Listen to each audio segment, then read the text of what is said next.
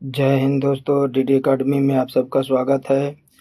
UP PCS exam के लिए दृष्टि घटना चक्र की आर्थिक most important 21 one liner current affair लेकर आया हूँ। आइए वीडियो में बने रहिए, देखते हैं इसे। केंद्रीय मंत्रिमंडल ने महत्वपूर्ण खनिजों के पुनर्चक्रण के लिए कितने रुपयों का प्रोत्साहन योजना को मंजूरी दी? 15,000 करोड़ रुपया। यह योजना किस मिशन का हिस्सा है? राष्ट्रीय महत्वपूर्ण खनिज मिशन। राज्य ऊर्जा दक्षता सूचकांक 2024 किस मंत्रालय ने जारी किया? विद्युत मंत्रालय। राज्यों को कितने प्रदर्शन श्रेणियों में वर्गीकृत किया गया? 4। ये श्रेणियां हैं: फ्रंट रनर 60%, अचीवर 50 से 60%, कंटेंडर्स 30 से 50% और एस्पिरेंट 30%। सील 2024 ग्रुप 1 संबंधित 15 एमटीओ में शीर्ष पर कौन स्थान रहा? कौन सा राज्य का स्थान था? महाराष्ट्र। केंद्र सरकार ने कितनी राशि 4 नए सेमीकंडक्टर प्लांट्स की मंजूरी दी? लगभग 4,600 करोड़ रुपया। ये कहाँ स्थापित हो गए? उड़ीसा पंजाब में। कहाँ स्थापित हो गए? उड़ीसा पंजाब में। 4 नए स्वीकृत प्रस्ताव के साथ भारत में कुल स्वीकृत सेमीकंडक्टर प्लांट की संख्या कितनी है? 10।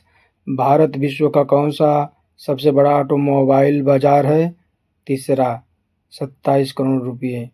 अमेरिका ऑटोमोबाइल उद्योग का मूल्य कितना है? 78 लाख करोड़। चीन ऑटोमोबाइल उद्योग का मूल्य कितना है?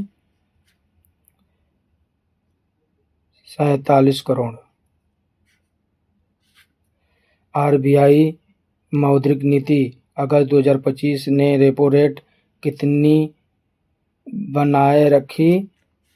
यह है आपका 5.5%। अस्थायी जमा सुविधा एसडीएफ दर कितनी रखी? 5.25%। डिजाइन लिंक्ड इंसेंटिव डीएलआई योजना के तहत कितनी चिप डिजाइन परियोजना को मंजूरी दी गई? 23। यह योजना किस बड़े कार्यक्रम का हिस्सा है? सेमिकॉन इंडिया कार्यक्रम।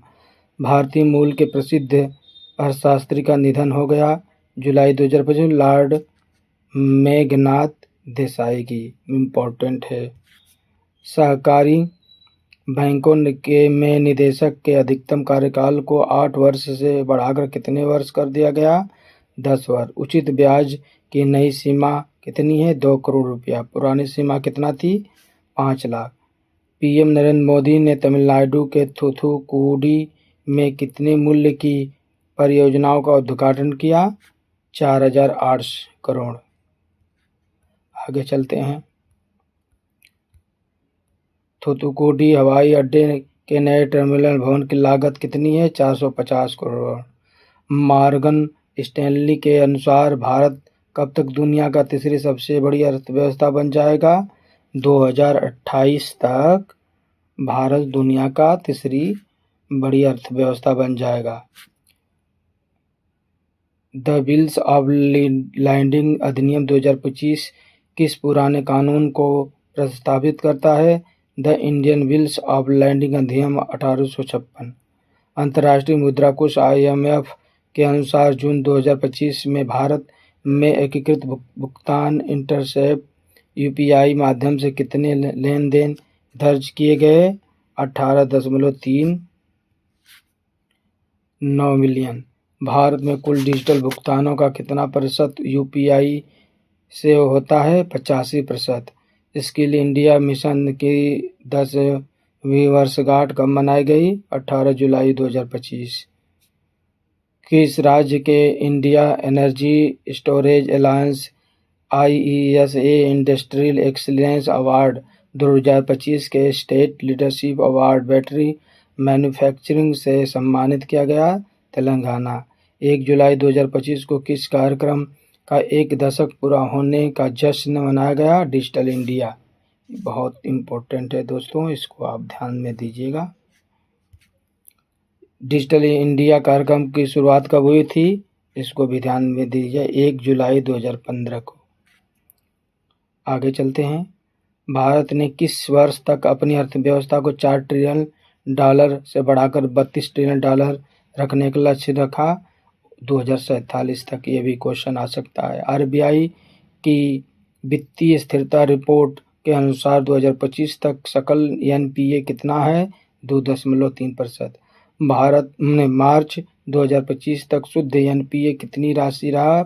0.5%। किस राज्य ने गवर्नमेंट मार्केट प्लेस पोर्टल के माध्यम से डिजिटल सार्वजनिक खरीद में राष्ट्रीय स्तर पर अग्रणी स्थान प्राप्त किया? उत्तर प्रदेश ने। जब बजटिंग पर अपनी तरह का पहला राष्ट्रीय परामर्श मंत्रालय ने आयोजित किया? महिला एवं बाल विकास मंत्रालय। इसको भी आप ध्यान में दीजिएगा, ये भी आ सकता है एग्जाम में। आगे चलते हैं। किस संपत्ति ने नए यूरोप को पीछे छोड़कर विश्व स्तर पर दूसरी सबसे बड़ी आरक्षित संपत्ति का स्थान ले लिया? सोना। सोने के भंडार में यूरो से आगे निकलने का खुलासा किस रिपोर्ट में हुआ? यूरोपीय सेंट्रल बैंक रिपोर्ट में। किस देश के पास सबसे अधिक सोने का भंडार है? बताइए किस देश के पास है? यूएसए के पास है, संयुक्त राज्य अमेरिका। नीति आयोग ने रसायन उद्योग पर किस शीर्षक में रिपोर्ट लॉन्च की? रसायन उद्योग वैश्विक मूल्य श्रृंखलाओं में भारत की भागीदारी को सशक्त बनाना। भारत का लक्ष्य वर्ष 2040 तक रसायन उत्पाद का कितना आंकड़ा प्राप्त करना है? 1 ट्रिलियन अमेरिकी डॉलर। 1 ट्रिलियन अमेरिकी डॉलर। दोस्तों, अगर ये वीडियो आपको अच्छा लगे तो इसे लाइक, शेयर और सब्सक्राइब कीजिए। धन्यवाद।